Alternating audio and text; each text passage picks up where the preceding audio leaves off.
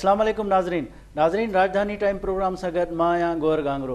नाज़रीन, अॼु क़ौमी असम्बली जो जेको स्पेशली इजलास सॾायो वियो, छो त जेको गुज़िरियल इजलास हुयो उहो मुलतवी कयो वियो हो ख़मीस ताईं, पर स्पेशल इजलास सॾायो वियो त मुल्क में जेके नामूस रिसालत जे हवाले सां एहतजाज थिए पियो ऐं उहो जेका लबैक तहरीक आहे उन सां वाइदो कयो वियो त पार्लियामेंट में करारदाद इन हवाले सां पेश कई वेंदी ऐं अॼु गवर्नमेंट पारां करारदाद पेश कई वई ऐं अपोज़िशन उन में इनपुट ॾियण जे हवाले सां ॻाल्हि रखी पार्लियामेंट में त अपोज़िशन सां मुशावरत कई वञे, पर उहो जेका करारदाद आहे हुकूमत जे तरफ़ां अचे, जंहिं ते क़ौमी असम्बली जे स्पीकर इतफ़ाक़ कंदे जेको इजलास आहे उहो जुमे ताईं मुलतवी कयो वियो आहे ऐं हाणे हुकूमत मुशावरत कंदी अपोज़िशन सां ऐं गॾियल जेका करारदाद आहे उहा पेश कई वेंदी।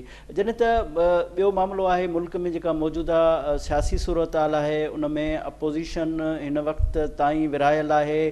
PDM जो जेको मामिलो आहे उन वक़्तु हिन वक़्तु जीअं जो तीअं आहे, छो त पाकिस्तान पीपल्स पार्टी चयो आहे त माफ़ी वठे PDM ऐं PDM माफ़ी वठण जे मूड में न आहे, जॾहिं त PDM जो इहो चवणु आहे त नज़रसानी करे पाकिस्तान पीपल्स पार्टी पंहिंजे इन फ़ैसिले ते ऐं ॿीहर वापसि PDM में अची सघे थी। अपोज़िशन विरहायल आहे, इख़्तिलाफ़नि जो शिकार आहे, जॾहिं त शहबाज़ शरीफ़ साहब जी जेका ज़मानत आहे उहा बि खटाई में पइजी वई आहे। पहिरियां त ऐलान कयो वियो ऐं अदालती कमरे में त संदसि ज़मानत थी आहे, उन बैदि हिकु जज इख़्तिलाफ़ रखियो जंहिं सबबु हाणे उनजी ज़मानत बि मुलतवी थी वई आहे। इहे सभु मिड़ई मामला आहिनि, अॼु असां इन ते डिस्कस कंदासूं। हिन वक़्तु असांखे टेलीफोन लाइन ते जॉइन कयो आहे मौलाना असद महमूद साहब, जेको क़ौमी असम्बली में पार्लियामानी लीडर आहे MMA जो ऐं JUI जो MNA आहे। अस्सलाम वालेकुम मौलाना साहब। वालेकुम अस्सलाम वरहमतुल्लाहि वबरकातुहू। मौलाना साहब, ये बताएं कि अब MMA का ख़ास तौर पे JUI का जो गिला था हुकूमत से कि पार्लियामानी मामलात में उनको और अपोजिशन को एतमाद में नहीं लिया जाता, आज ये गिला ख़त्म हो गया है क्योंकि करारदाद के हवाले से एतमाद में हुकूमत लेने जा रही है? बिस्मिल्लाहिर्रहमानिर्रहीम। सबसे पहले तो मैं आपको शुक्रगुजार हूँ कि आपने इस हवाले से हमारे मौक़िफ़ को कौम के सामने रखने की मौका दिया हमें। यकीनन आज जो सूरत हाल थी वो हंगामी इजलास की सूरत में आप कौम भी देख रही थी कि किस उजलत में इजलास को बुलाया गया, जबकि रात को वज़ीर आज़म ने अपनी हुकूमत की पॉलिसी स्टेटमेंट भी कौम के सामने रखी और फिर उसके बाद क्या ऐसा इनकलाब बर्पा हुआ कि रात को ही उनके मुज़ाकरात जो न तो चीफ मिनिस्टर हाउस में हुए न गवर्नर हाउस में हुए और उसके नतीजे में बनने वाली करारदाद जो है वो आज उजरत में कौमी असम्बली के अंदर एक प्राइवेट मेंबर के जरिए पेश की, प्राइवेट मेंबर बिल डे के हवाले से, जो कि कभी भी ऑफिशियल नहीं है, कभी भी एक सरकार की ऑफिशियल करारदाद नहीं होती।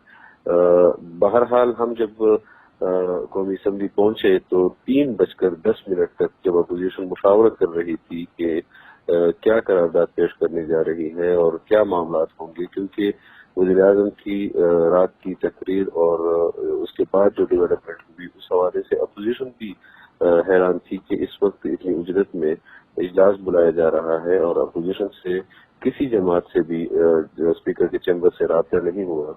लेकिन 3:10 तक जब राब्ता नहीं हुआ और उसके बाद एक मैसेज हमें मिला कि स्पीकर साहब कह रहे हैं कि अगर आपको कुछ कहना है तो आप मेरे चैम्बर में आ जाए, यानी वो हुकूमत के स्पीकर की हैसियत से हमसे बात कर रहे थे और जानबदार की हैसियत से कि हमें कुछ मालूम नहीं है कि इजलास किस हवाले से बुलाया गया है। तो हमने यही चीजें कौमी असम्बली में फ्लोर पर उनके सामने रखी और उस पर अपना एहतजाज भी नोट कराया कि आप क्यों कौम को तकसीम दर तकसीम कर रहे हैं और क्यों ऐसे फैसले कर रहे हैं कि जब मुआहिदात आप कर रहे हैं उस वक्त आप अपोजिशन को एतमाद में नहीं लेते, पॉलिटिकल पार्टीज को एतमाद में नहीं लेते, फिर 3 महीने का जो दौरानिया है वो गुजर जाता है, फिर आप इकदाम करते हैं, कद्दवारत होती है, रियासती दहशतगर्दी और जबर किया जाता है एहतजाज करने वालों पर जो एहतजाज करते हैं, जिनको तहफ़्फ़ुज़ात हैं, تو اس حوالے سے جو پیدا صورتحال تھی اس پر بھی اپوزیشن کو اعتماد میں نہیں دیا گیا، بلکہ آج کا ان کا یہ پروگرام تھا کہ ہم کسی طریقے سے اس میں اپوزیشن کو خراب کریں، لیکن ہمارا اس حوالے سے موقف بہت واضح ہے کہ ملک کے اندر جس طبقے کے بھی جو تحفظات ہوں گے وہ اس تحفظات کے لیے اپنا احتجاج بھی کر سکتی ہے آئین اور قانون کے دائرے کے اندر، اور آواز بھی بلند کر سکتی ہے۔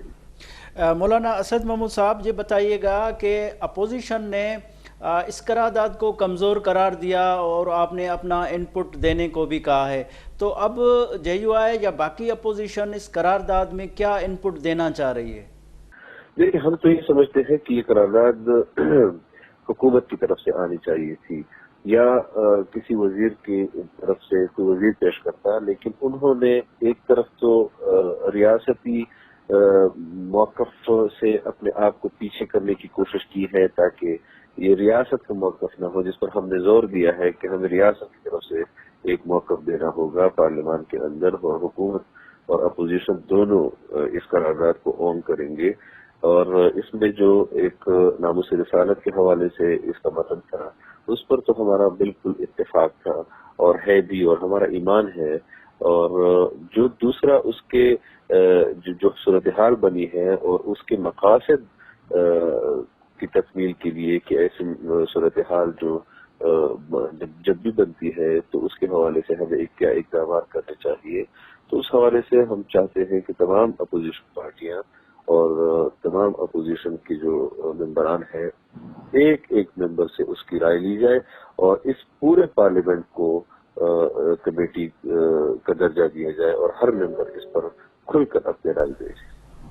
مولانا صاحب یہ بتائیں کہ آپ کیا سمجھتے ہیں کہ اس قرارداد کے بعد، ظاہر قرارداد ریلیٹڈ ایک تو ہمارے عقیدے سے بھی ہے، دوسرا یہ ہے کہ فارن ریلیشنز کے حوالے سے بھی ریلیٹڈ ہے کہ اگر فرانس سے اس طرح کے معاملات ہو جائیں تو ظاہر ہے اس سے ریلیٹڈ سارا یورپ بھی ہے، تو آپ کیا سمجھتے ہیں کہ اس قرارداد کے بعد یہاں پہ ملکی حالات بھی ٹھیک ہوں گے اور انٹر ریلیشنز جو ہے اس پہ بھی کوئی آنچ نہیں آئے گی؟ آپ کیا کہیں گے؟ دیکھیں، ہم بھی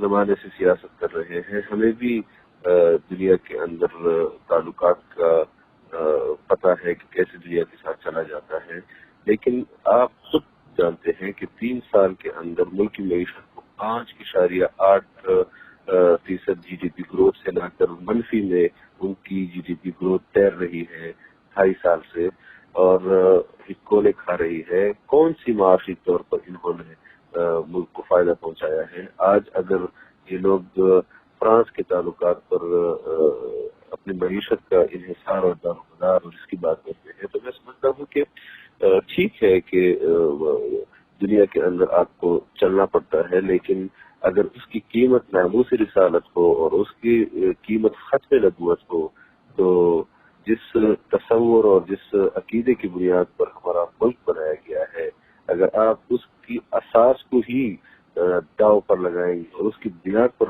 لوگوں کے ساتھ سودے کریں گے تو پھر یہ ہمیں قطعا منظور نہیں ہے۔ ہمارے لیے اول اور آخر جناب نبی کریم صلی اللہ علیہ وسلم کی خط نبوت ہے اور ان کی ناموس ہے۔ مولانا صاحب، اپوزیشن کو لامحالہ حکومت سے ظاہر بہت سارے اعتراضات ہیں، شکایتیں ہیں، تو آپ کیا سمجھتے ہیں اس ایشو پہ پارلیمنٹ میں قرارداد پیش کرنا حکومت کے حوالے سے یہ پازیٹیو سائن نہیں ہے؟ آپ اپریشیٹ کریں گے گورنمنٹ کو؟ دیکھیں، بات یہ ہے، ہم مسلمان ہیں اور رمضان المبارک کا مہینہ ہے۔ سب سے پہلے تو یہ صورتحال پیدا کہاں ہوئی اور اس جگہ تک پہنچی کیسے؟ ہم اس تمام جو 3 مہینے سے پہلے سے یہ معاہدہ ہوا، ہم نے یہ مطالبہ کیا کہ وہ معاہدہ پارلیمان میں پیش کیا جائے۔ یک طرفہ طور پر انہوں نے پابندی لگائی ٹی ایل پی پر اور ہم نے اس کی بھی مذمت کی، پھر پبلک کی طرف سے پریشر پڑا اور یقیناً ہر شخص مسلمان ہے، کلمہ گو ہے، وہ تحریک انصاف کے اندر بھی لوگ ہیں اور وہ بھی کلمہ گو ہیں، انہوں نے بھی اس حوالے سے اپنا موقف دیا کہ ہم بالکل اس حد میں نہیں ہے کہ جو ناموس رسالت کے حوالے سے احتجاج ہوئے اور ان مظاہرین پر جو تشدد کیا گیا تو یقیناً عوام کی طرف سے پریشر آیا ہے ان کے اوپر، اور انہوں نے اس پریشر کے بنیاد پر تحریک لبیک کے ساتھ مذاکرات کیے، اور میں سمجھتا ہوں کہ حکومت نے ان کے ساتھ مذاکرات نہیں کیے، بلکہ جو لوگ حکومت کو لائے ہیں اقتدار میں ان لوگوں نے معاہدات کیے ہیں اور انہوں نے مذاکرات کیے ہیں، لیکن یہ اتنی نااہل اور نالائق حکومت ہے کہ اپنا موقف بھی صحیح انداز سے پیش نہیں کر سکتی۔ آج وزیر اعظم پاکستان کو اس حساس مسئلے پر خود پارلیمان کو، عوامی نمائندوں کے اس پارلیمان کو اعتماد میں لینا چاہیے تھا۔ حکومت کے وزراء تو دعویٰ کر رہے تھے کہ اقوام متحدہ اور یورپ اور باہر کے ممالک میں عمران خان نے ختم نبوت کے کیس کو لڑا ہے، لیکن آج وہ خود اپنے پارلیمنٹ کے اندر اس حساس مسئلے پر غیر حاضر رہا ہے، تو یہ ان کی سنجیدگی کا عالم ہے۔ ہم بالکل اس حوالے سے یکسو ہیں کہ ہمیں اس حوالے سے بھرپور طریقے سے بارود سازی بھی کرنی چاہیے، اور مستقبل میں ہمارے بین الاقوامی تعلقات کا دار و مدار وہ جناب نبی کریم صلی اللہ علیہ وسلم کے ختم نبوت کے حوالے سے، اگر ہم کشمیر کے حوالے سے ہندوستان کے ساتھ اپنے تعلقات کو معیار بنا سکتے ہیں تو پھر نبی کریم صلی اللہ علیہ وسلم کی ختم نبوت اور ان کی ناموس رسالت، یہ دنیا کے ساتھ ہم تعلقات اس پر ہم کو معیار بنا سکتے ہیں۔ ٹھیک ہے مولانا اسد محمود صاحب، بہت شکریہ، آپ نے ہمیں ٹائم دیا۔ ناظرین ہتے وٹوں تھا مختصر بریک بعد حاضر تھینداسوں۔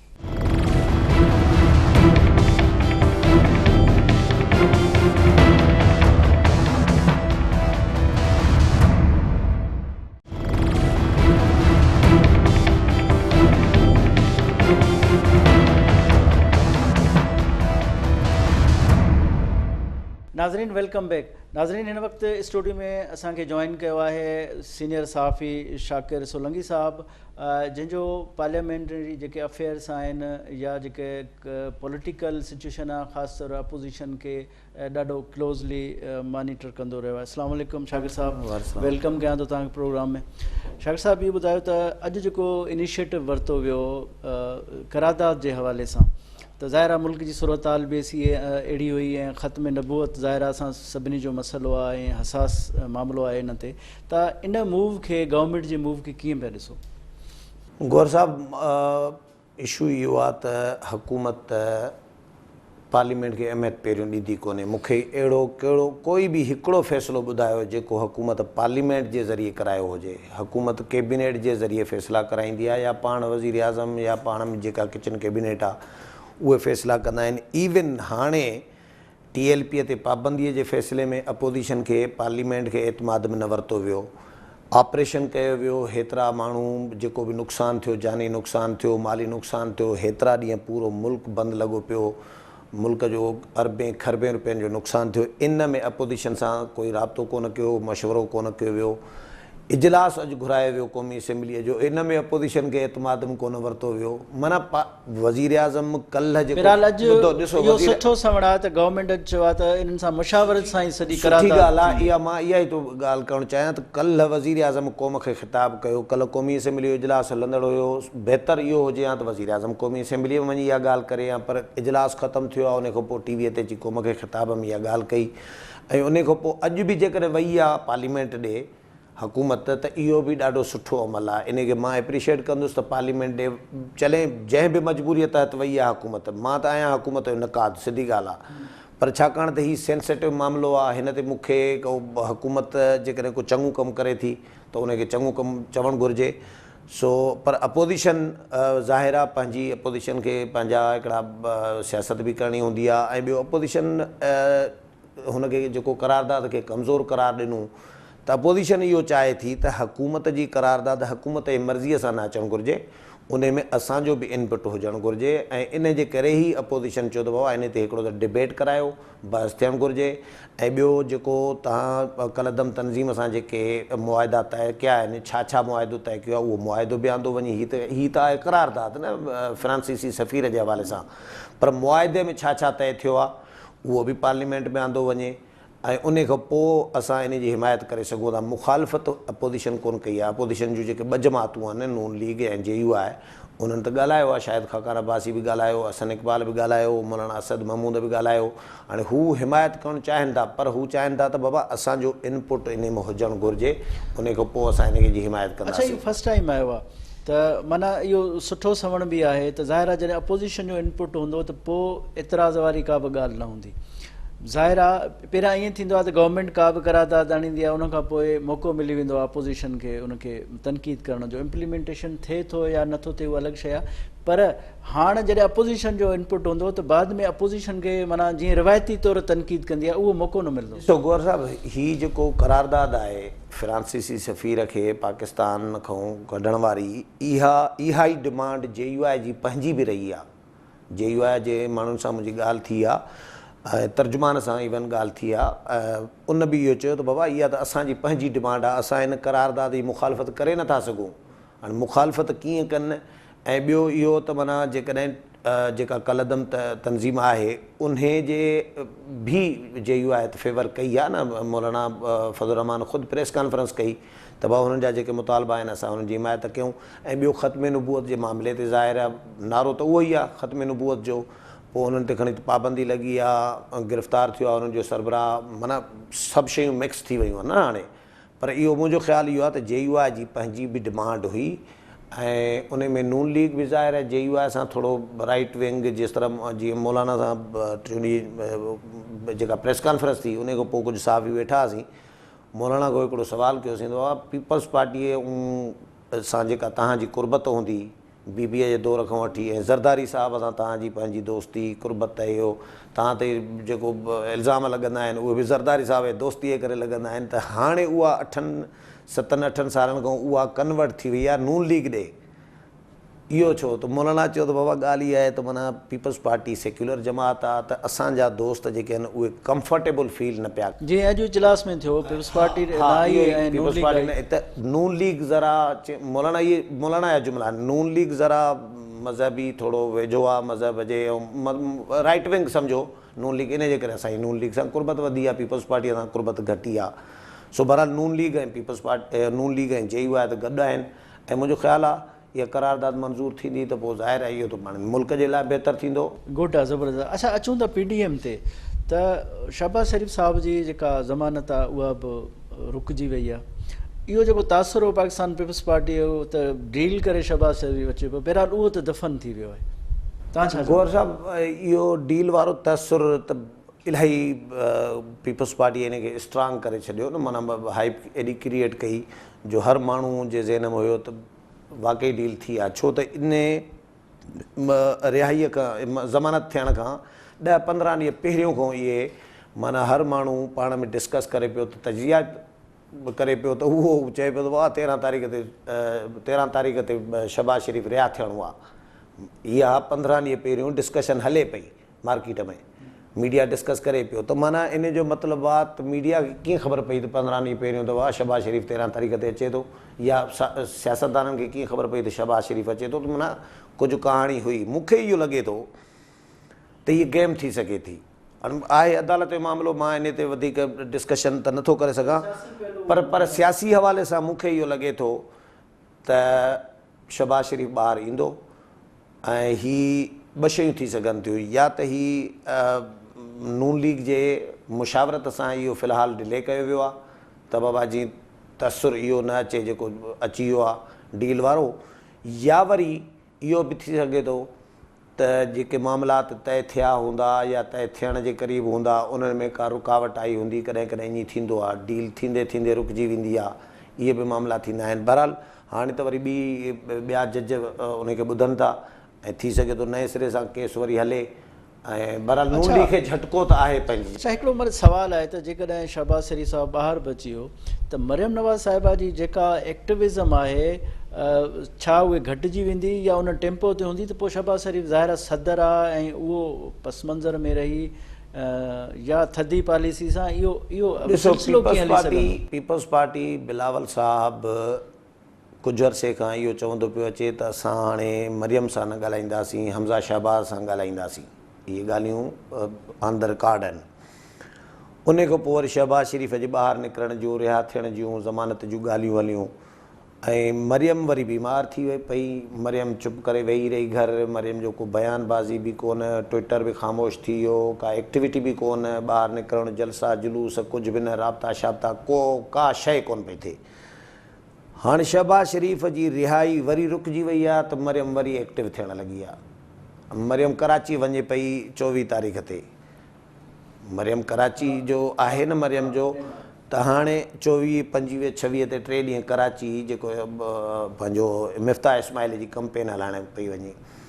त हाणे मूंखे ईअं लॻे थो त जेकॾहिं शहबाज़ शरीफ़ ॿाहिरि निकिरी आयो ऐं शहबाज़ शरीफ़ खे PDM में या क़ौमी असेंबली में या क़ौमी धारा में जेको रोल जेकॾहिं ॾिनो वियो त पोइ मरियम थी वेंदी, पोइ हिते कई वेंदी। न नून लीग में ईअं छो आहे? छा नवाज़ शरीफ़ साहिबु को माइंड नथो ठाहे त छा मरियम खे ई अॻिते हलणो आहे या शहबाज़ शरीफ़ खे हलणो आहे, या उहो अञा ताईं ॿुॾत तरह शिकार आहे, हिकु तरफ़ धीउ आहे हिकु तरफ़ भाउ आहे? नून लीग ख़ुदि ॿिनि हिसनि में हिन महिल तक़सीम आहे। नून लीग जे कुझु माण्हुनि जो ख़्यालु इहो आहे त नवाज़ शरीफ़ वारी पॉलिसी हलणु घुरिजे, उहा ठीकु आहे, माना सख़्तु मौक़िफ़ ऐं जंहिंसां मरियम नवाज़ बि आहे। कुझु नून लीग जा माण्हू जेके आहिनि जिन में अक्सरियत चई सघो था तव्हां, अक्सरियत नून लीग जी उहा नवाज़ शरीफ़ जे बयानीअ सां एग्री कोन करे थी, उहा करे थी शहबाज़ शरीफ़ जे बयानीअ सां त बाबा ईअं न कमु न हलंदो, ईअं पार्टी तबाह थी वेंदी। ऐं कुझु जो ख़्यालु आहे त बाबा जीअं पीपल्स पार्टी माज़ीअ में एंटी इस्टेब्लिशमेंट किरदारु अदा कंदी त उन सां पीपल्स पार्टी स्ट्रांग थी, पीपल्स पार्टी ठही, उन ते पीपल्स पार्टीअ जी शिनाख़्त ई एंटी इस्टेब्लिशमेंट रही आहे न। त हाणे जेकॾहिं असां उहो किरदारु अदा कंदासीं जेको नवाज़ शरीफ़ करे पियो हाणे, त पोइ नून लीग मज़बूत थींदी, स्ट्रांग थींदी। पर कुझु माण्हुनि, अक्सर माण्हुनि जो इहो ख़्यालु न आहे। अक्सर माण्हुनि जो इहो ख़्यालु आहे त बाबा उहो दौरु ॿियो हो, हाणे दौरु ॿियो आहे ऐं उन दौर खे साम्हूं रखी हिन दौर खे में उहे एक्टिविटीज़ नथियूं करे सघजनि। सो इहे इख़्तिलाफ़ नून लीग जे अंदरि ख़ुदि बि मौजूदु आहे। इन करे नवाज़ शरीफ़ बि कंफ्यूजन जो शिकार आहे। ऐं ॿियो इहो त शहबाज़ शरीफ़ जॾहिं ॿाहिरि निकिरी आयो त नून लीग वारनि सां मुंहिंजी जेका ॻाल्हि थी आहे, उहे चवनि था त शहबाज़ शरीफ़ निकिरी ईंदो त कुझु ॾींहं रेस्ट करण खां पोइ हली वेंदो ॿाहिरि वेंदो इलाज जे बहाने, त बाबा मां चेकअप जे बहाने चेकअप कराए अचां। पोइ उते मियां नवाज़ शरीफ़ खे बि राज़ी करण जी कोशिशि कंदो, क़ाइल कंदो शहबाज़ शरीफ़ मियां साहिब खे। छाकाणि त ॿियो पार्टी त हूअं ई ॿिनि हिसनि तक़सीम आहे न, ॿियो को माण्हू आहे कोन मियां साहिब खे क़ाइल करण वारो। मरियम नवाज़ त ज़ाहिर मियां साहिब जे मौक़िफ़ ते बीठी आहे ऐं जेके मरियम नवाज़ ऐं मियां साहिब जे मौक़िफ़ जा आहिनि उहे त कोन क़ाइल कंदा। ऐं ॿिया जेके आहिनि उहे मियां साहिब खे बि ख़बर आहे त कहिड़ा कहिड़ा शहबाज़ शरीफ़ सां बीठा आहिनि, कहिड़ा कहिड़ा मूं सां बीठा आहिनि, उन्हनि जी ॻाल्हि ॿुधंदो कोन मियां नवाज़ शरीफ़। ठीकु आहे, त शहबाज़ शरीफ़ बहरहाल पाण इहो रोल प्ले कंदो जॾहिं ॿाहिरि। ठीकु आहे शाकिर सोलंकी साहिबु, वॾी महिरबानी तव्हां टाइम ॾिनो। नाज़रीन हिते वठूं था मुख़्तसिर ब्रेक बाद हाज़िर थींदासीं।